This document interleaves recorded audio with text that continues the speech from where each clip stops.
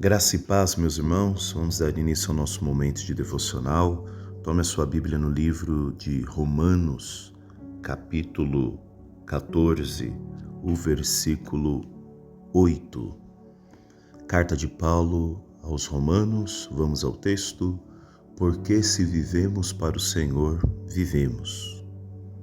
Se morremos, para o Senhor morremos. De sorte que, ou vivamos, ou morramos, somos do Senhor. Aleluia. Irmãos, nós precisamos entender o contexto ao qual essa palavra foi escrita, desenvolvida. O apóstolo Paulo escreveu à igreja de Roma aproximadamente no ano de 57, isso depois de Cristo.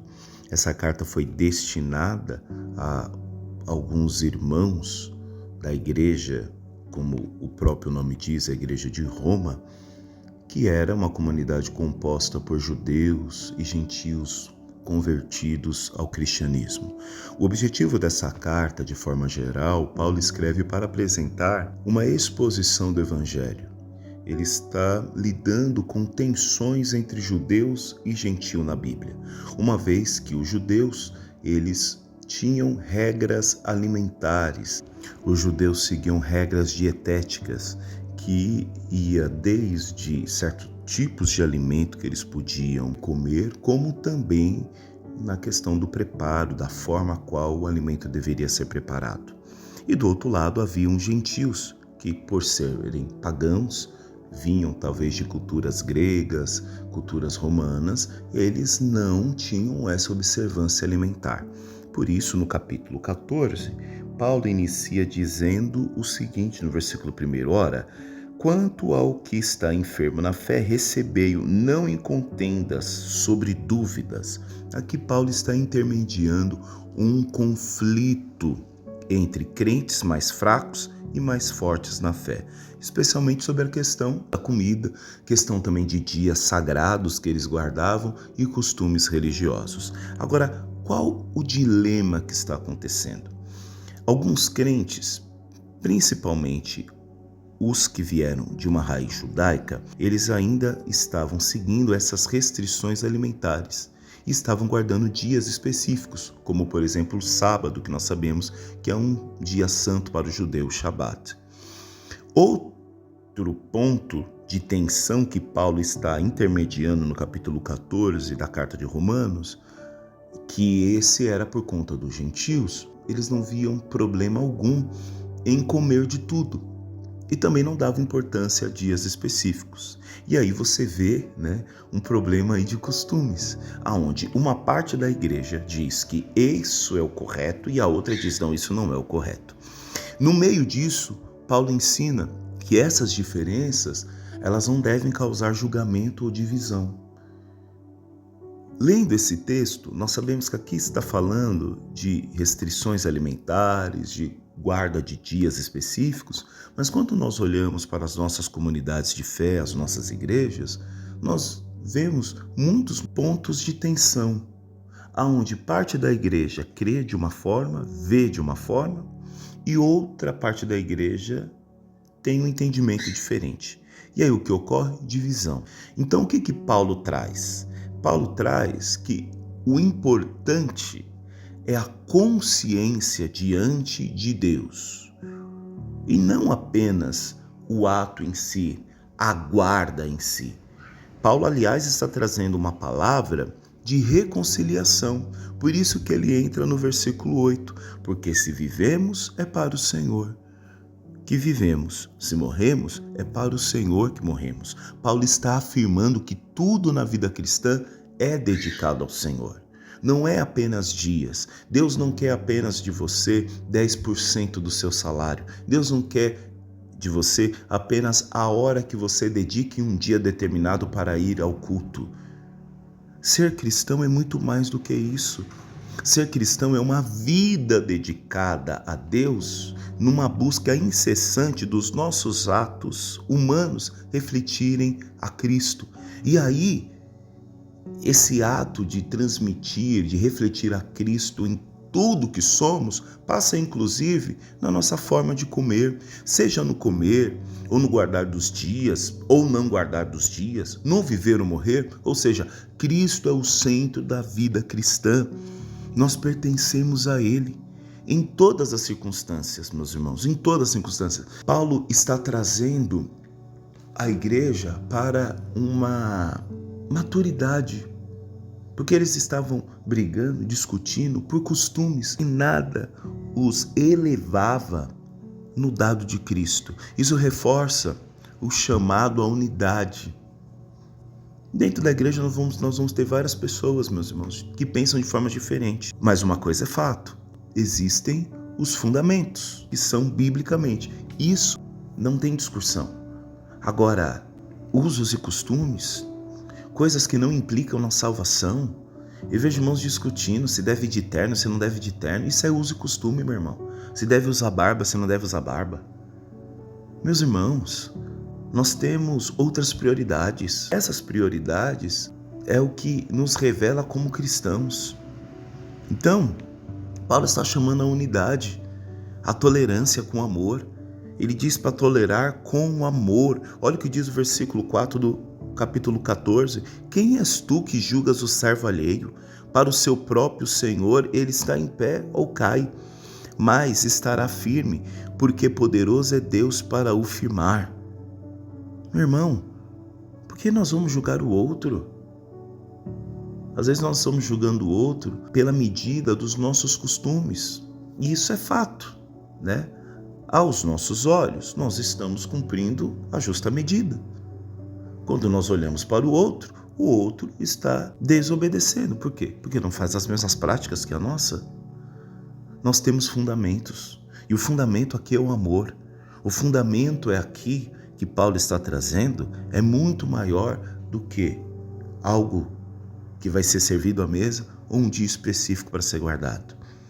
Depois ele traz a questão de que cada um responde primeiramente a Deus e não ao julgamento dos outros. Quando nós entendemos que a nossa chamada, claro, passa pela vida do irmão, isso é fato, mas que nós estamos servindo a Deus, isso nos conforta. Se você entende que o seu trabalho passa pelo crivo de Deus e que a Ele você dará conta, que é o que diz o versículo 12, de maneira que cada um de nós dará conta de si mesmo a Deus, meu irmão, durma tranquilo. Durma tranquilo. Não precisa se preocupar com os julgamentos dos outros, se você tem certeza que você está servindo ao Senhor. Olha o que diz o versículo 7. Porque nenhum de vós vive para si e nenhum morre para si. Ninguém pode dizer, eu vivo para mim mesmo. Você não consegue acrescentar um dia sequer à sua existência. Você não consegue prolongar os seus batimentos cardíacos. Você não consegue dar ordem para uma enfermidade do seu corpo, para que ela saia do seu corpo. Nós vivemos para Cristo e se morremos, vamos morrer por Cristo. Então, meus irmãos, Paulo está chamando a uma unidade e pedindo para que os cristãos não se percam em discussões fúteis, frívolas, que nada vai acrescentar ao povo de Deus. E quais os pontos nós podemos aplicar no nosso dia através dessa palavra? Primeiro ponto, hoje viva com propósito. Saiba que o propósito é corresponder a Deus. Fato que esse propósito vai passar pela via do amor, pela via do irmão. Não tem como você servir a Deus se não for na pessoa do irmão. Mas saiba que todos os seus atos, mesmo que o objetivo era na vida do irmão, todos eles você dará conta a Deus. Então não se preocupe com julgamentos. Lembre-se de que tudo que você fizer no trabalho, nos relacionamentos, nos momentos de descanso, até mesmo nos momentos de dificuldade, de desafio, é para o Senhor. Sabe por que tem muitos irmãos caindo na fé? Porque olharam para a multidão, olharam para as pessoas, buscaram reconhecimento, buscaram força em pessoas que não podem dar força. Não estou dizendo aqui também que nós vamos viver uma frieza na igreja, ao ponto de não reconhecer o trabalho do outro. Reconhecer o trabalho do outro é importante, tem que ser algo espontâneo, com o objetivo de manter o outro na fé. Mas isso não tem que ser a nossa essência. Nós não temos que trabalhar na obra do Senhor buscando a todo momento o reconhecimento humano, meus irmãos. O reconhecimento só vem de Deus. Então viva com um propósito. Aquele que não tem propósito vive atrás de opiniões, vive atrás sempre de corresponder expectativas humanas. Mas se você entende o seu propósito, irmão, você caminha. Outro ponto, aceite que você pertence a Deus. Isso traz consolo, principalmente diante dos momentos de insegurança, diante das circunstâncias da vida, diante do medo, diante da comparação dos outros, porque nós somos seres que comparamos. A nossa vida é de comparação, a gente compara. Seja na hora de comer, na hora de escolher uma roupa, um filme para assistir. Tem gente que compara a igreja, tem gente que compara o lugar onde vai congregar. Então, aceite que você está acima do que todos esses julgamentos e comparações. Aceite que você pertence a Deus. E último ponto, valorize a vida e a entrega diária. Saber que tudo é para o Senhor. Dá sentido até às pequenas tarefas e às lutas silenciosas. Há quem louve a Deus em um estádio pregando para milhões de pessoas. Há quem louve a Deus com uma vassoura varrendo a igreja, varrendo a casa do vizinho que está enfermo. Valorize a sua entrega diária, tudo é para Deus. 1 Coríntios capítulo 10, versículo 31, portanto, quer comais, quer bebais, ou façais qualquer outra coisa, fazei tudo para a glória de Deus. Gálatas capítulo 2, versículo 20, foi crucificado com Cristo, assim já não sou eu quem vive, mas Cristo vive em mim. E essa vida que agora vivo no corpo, vivo pela fé no Filho de Deus, que me amou e se entregou por mim. Eu quero encerrar com o Salmo de número 100, versículo 3. Reconhecei que o Senhor é Deus. Foi Ele quem nos fez e dele somos. Somos o seu povo e o rebanho do seu pastoreio. Amém, meus irmãos? Vamos orar. Pai querido, nós te agradecemos por mais um dia. Agradecemos pela tua bondade. Como é bom saber, ó Deus, que a nossa vida não caminha para um jazigo. A nossa vida não termina em um ossário, em um túmulo.